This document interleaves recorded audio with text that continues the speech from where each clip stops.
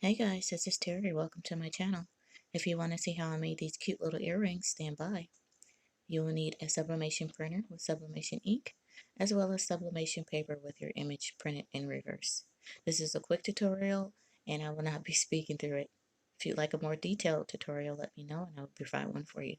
Thank you and have a great day.